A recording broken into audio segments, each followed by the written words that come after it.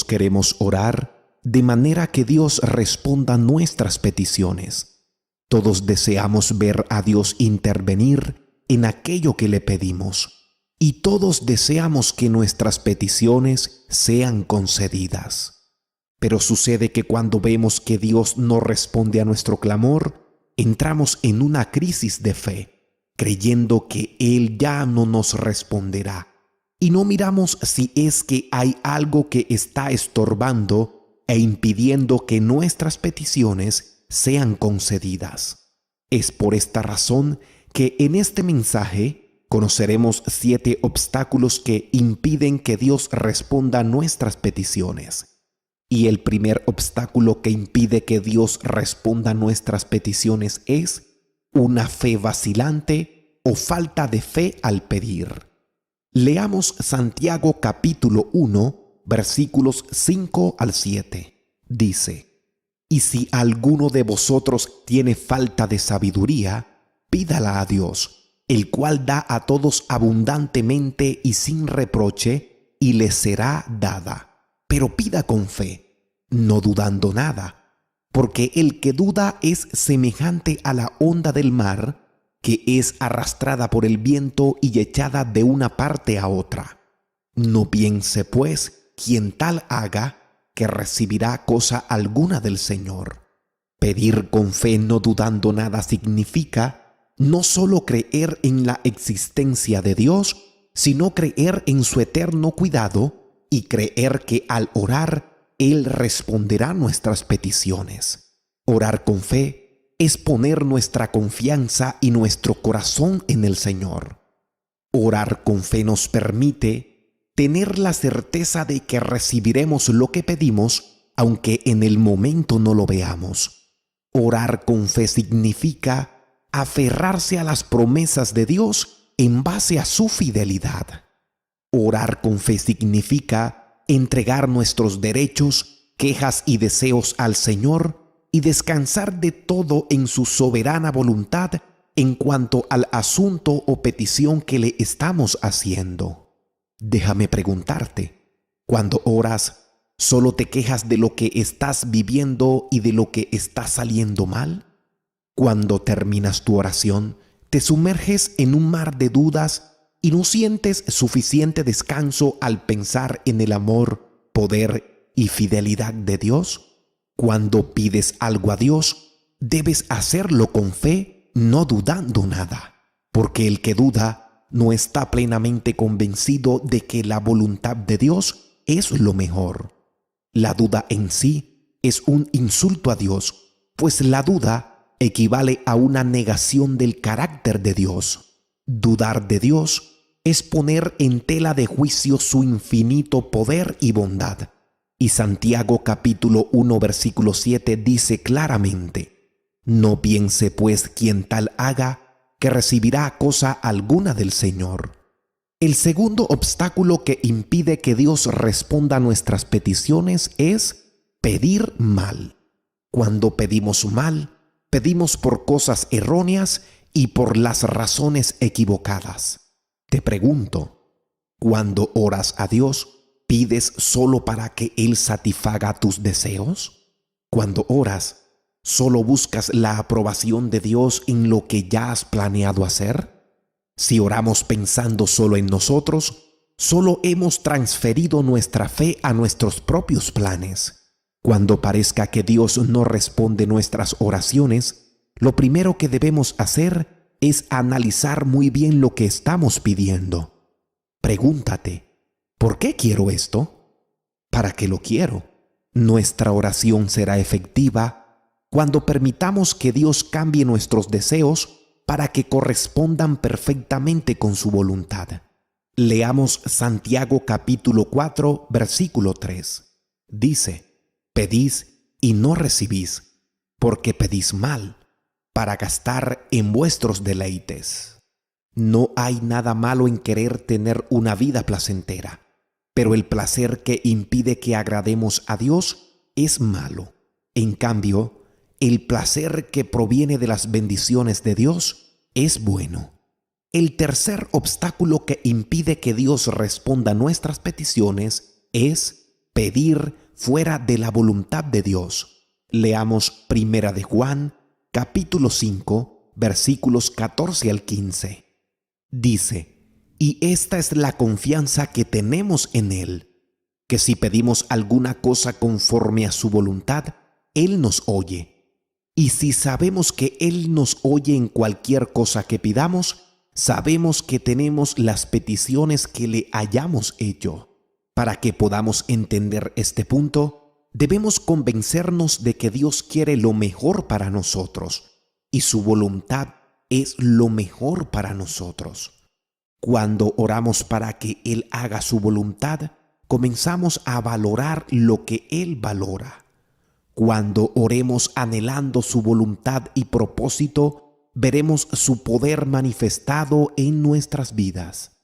Te preguntarás: ¿y cómo sé si lo que estoy pidiendo es conforme a la voluntad de Dios? Déjame decirte, al pedir a Dios algo que sea conforme a su voluntad, debe alinearse a su carácter.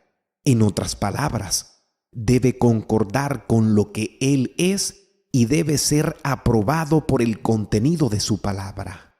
El cuarto obstáculo que impide que Dios responda a nuestras peticiones es la indiferencia hacia la palabra de Dios. Leamos Proverbios 28, versículo 9. Dice: el que aparta su oído para no oír la ley, su oración también es abominable.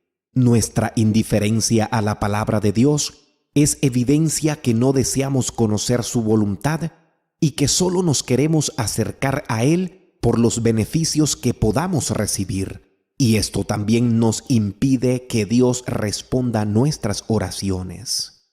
El quinto obstáculo que impide que Dios responda nuestras oraciones es la falta de generosidad.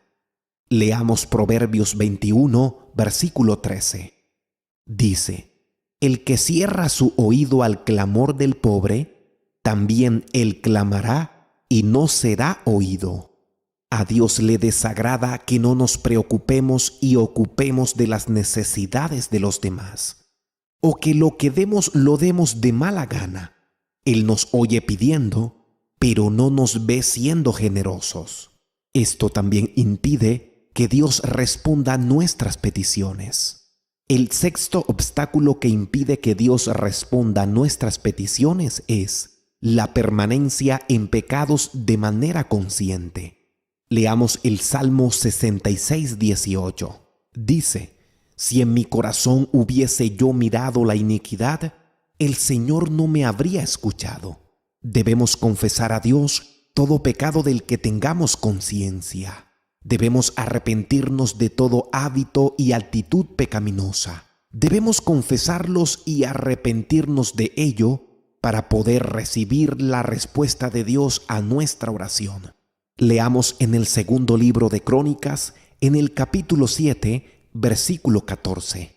Dice: si se humillare mi pueblo, sobre el cual mi nombre es invocado, y oraren, y buscaren mi rostro, y se convirtieren de sus malos caminos, entonces yo oiré desde los cielos y perdonaré sus pecados y sanaré su tierra.